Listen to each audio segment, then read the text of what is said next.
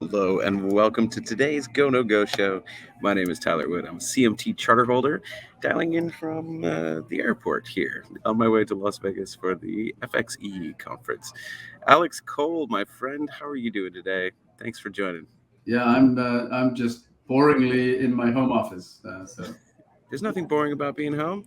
That's where the family's at. That's the best spot. Well, before this plane takes off, let's talk about a few markets. Let's start with our cross-asset class heat map. Absolutely, and we all know what happened this week. From Friday's bar that brought us back into a no-go territory in the equity markets. We've really seen that new trend strengthen, painting stronger purple bars. We'll look at the charts of the S&P, of course, in a little while, but that no-go trend returning and strengthening this week. Treasury bond prices still stuck in this very strong no-go trend. You can see here we've had uninterrupted purple bars for a couple of weeks. Commodities stay strong, but paint a few weaker bars as the week ends here on a Thursday lunchtime. And the dollar staying in a go trend and, in fact, strengthening today up till this point as a new strong blue go bar returns. Absolutely. A lot to unpack here in terms of yesterday's CPI print, inflation coming in higher than analyst expectations. Of course, the Federal Open Markets Committee decided not to hike rates, just as Wall Street expected, but to leave them remaining high. So, Alex, let's take a look at the TNX, the 10-year Treasury yield, to get an understanding of where that trend is headed. We've been talking for weeks now about this sort of range-bound, sideways, choppy nature of Treasury yields, sovereign bond yields. We look to be breaking out here on the daily chart. Alex, unpack this for us a little bit. Yeah, so that's what we've been waiting to see if it would actually happen, and we look to have gapped higher today. And of course, we zoom in, we can do some of our traditional technical analysis. We're definitely going to look to see where the open and close end up here. Looks very, very close, which would be some sort of doji. If the open and close remain near the bottom of the bar, of course, that would be a graveyard doji, slightly more bearish in that the open and close are towards the bottom of the bar, but still that gap high is going to worry a few people. We know we've been looking at these levels as areas of resistance. We can see strong momentum and a gap higher on the daily chart. If we look at what that looks like on the weekly, obviously it calms down a little bit and doesn't look quite as scary, but you can see that in terms of a weekly close, we are higher now than we've been before. We were looking at this high here back from October of last year, and you can see how we really got rejected at almost exactly that level about a month ago. So today we are closing above those levels. You can see it looks a little bit more scary on the daily chart in terms of rising rates for equity markets. You know, my good friend, past mentor David Keller likes to say, do not confuse the top of the chart with a resistance level. Mm-hmm. It can move higher, and certainly that gap up today is weighing heavily on the markets. Alex, certainly we understand Treasury bond prices moving inverse to yields. So on that asset class heat map, when we're seeing no-go trends in TLT, government-issued bonds, this is the reverse of yields.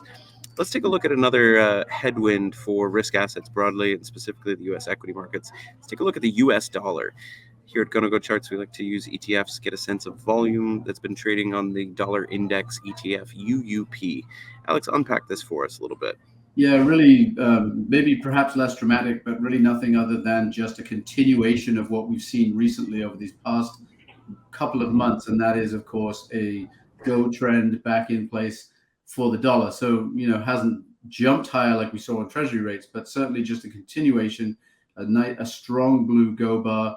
We are higher than we've been. Momentum is positive, returning to approach that overbought level. And if we pull this back to a weekly, we can see just how strong that break was about a month ago when we just sort of flew higher than this horizontal level that was, of course, so important for the dollar. So the dollar a little bit ahead of Treasury rates in terms of the chart setup. We saw it break above resistance about a month ago, and it's continued stronger since. And that's evident on the weekly chart as well as the daily. Fantastic. Now let's turn our eye to the S&P 500. As a lot of analysts have been commenting, this seasonality affecting the performance of the broad indexes certainly is not a surprise. And actually, I did a financial literacy podcast with Interactive Brokers just earlier this week, and we talked a lot about how your time frame perspective really matters. So if you want to know whether to carry an umbrella today to work, you don't look at average annual precipitation at the country level. You got to get a little more narrow.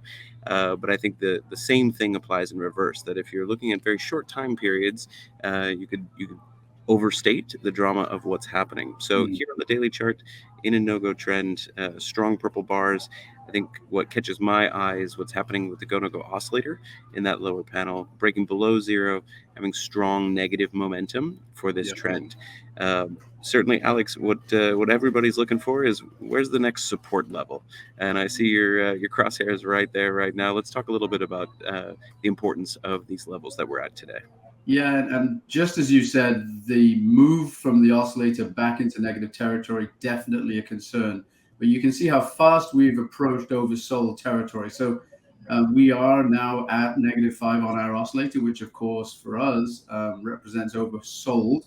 We're going to watch to see, do we see an extended period where we stay oversold, or do we come back towards neutral as we did previously when we made that low? What's interesting up here, and you mentioned where I was placing the crosshairs, is we are fast approaching a level that has been support a couple of times on this chart. So I wouldn't be at all surprised to see price meander around at this level.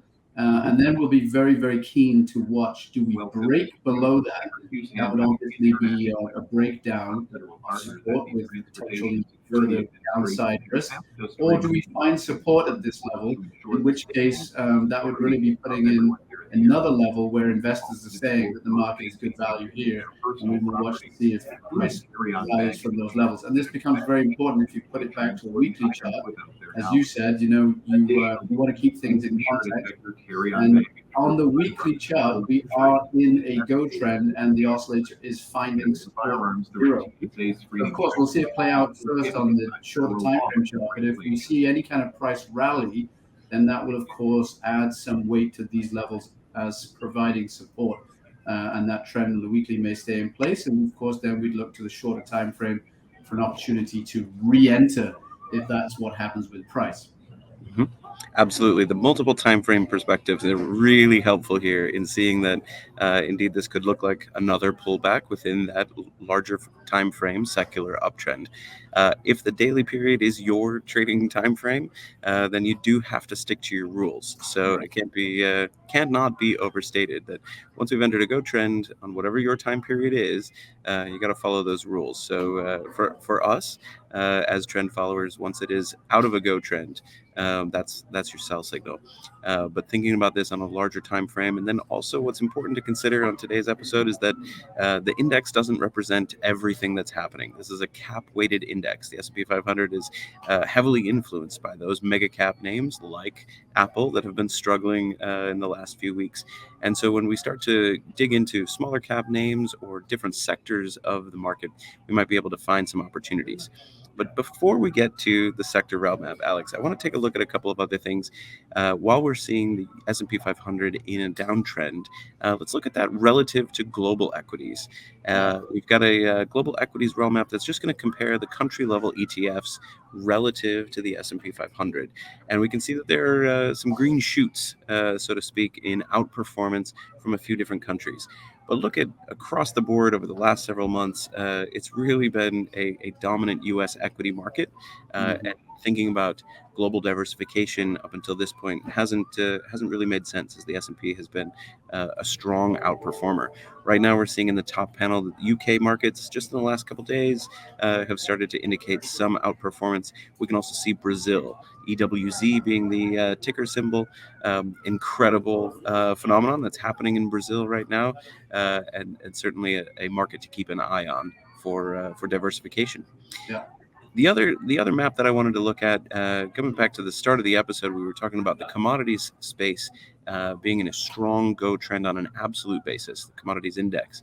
So when we look at our commodities rel map relative to the S&P 500, there are lots of areas in the materials space that have been outperforming U.S. equities, and that has expanded to include things like silver and steel, diversified agricultural products, certainly energy.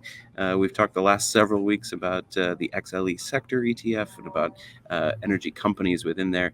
Certainly oil and nat gas have been strong outperformers to U.S. equities, but it's interesting to see this heat map expanding in terms of relative outperformers within the commodities arena.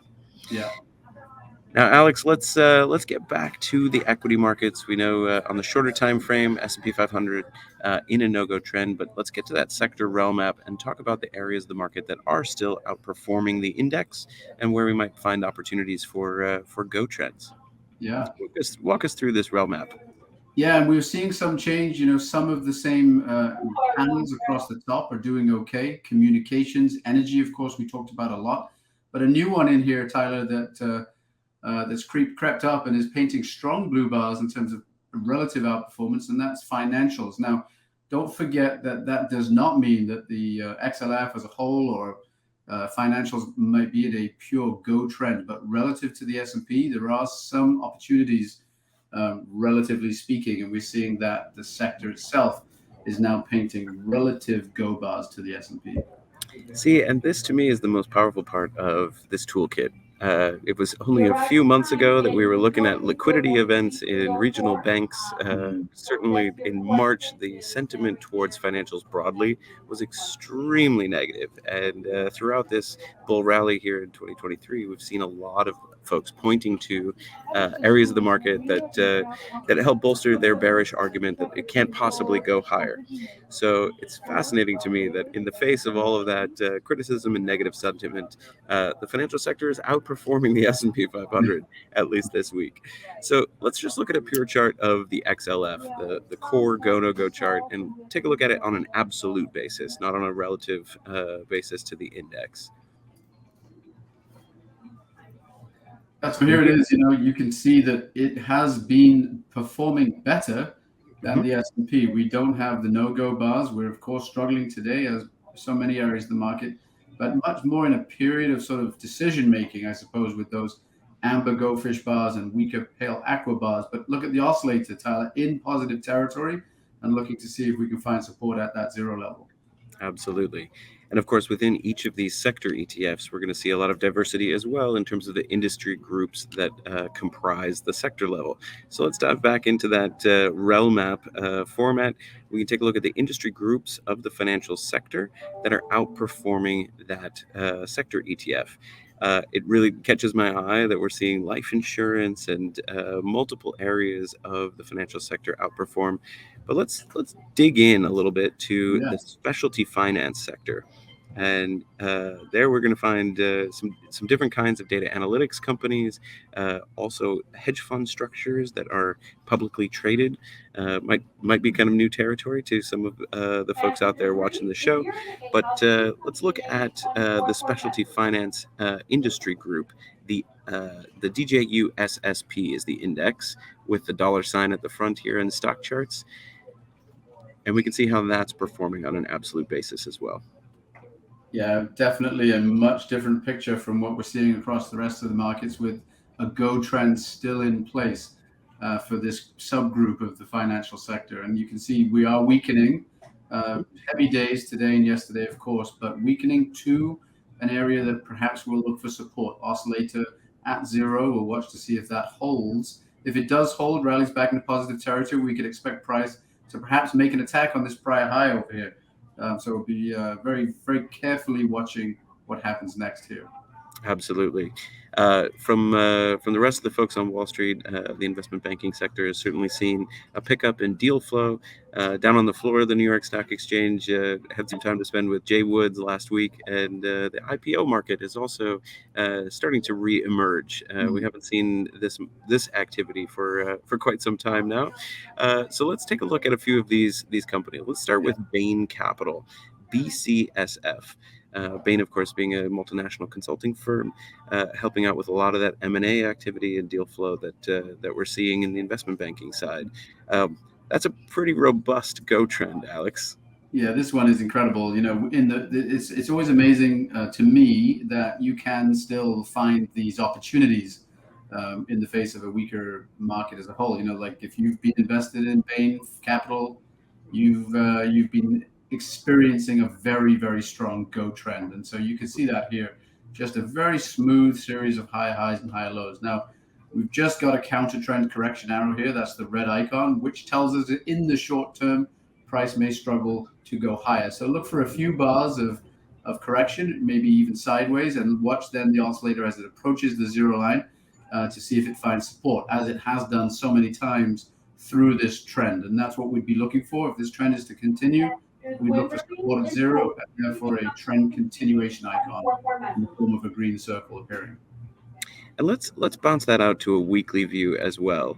It hasn't always been such rosy days for Bain Capital, but this is a pretty sizable breakout of that range-bound sideways and then bearish activity for the security over the last couple of years.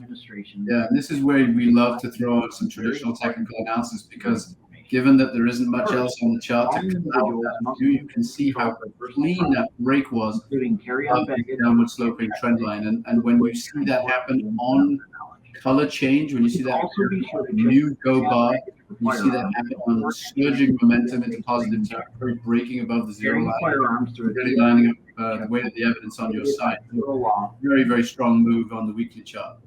Absolutely. So from an educational perspective, this is exactly what we're looking for in terms of the confluence of multiple signals coming together. Alex, let's take a look at another one. Apollo Capital Management, MFIC is the ticker symbol, and yeah, let's start with the daily chart for this hedge fund. Yeah, here's another one. We just made a slightly higher high, so that's a positive. But again, we're in that period with the market struggling so much the last couple of days. We're getting that counter trend correction arrow where we'll sort of look to see if price struggles for a few bars, and then we'll watch to see what happens next.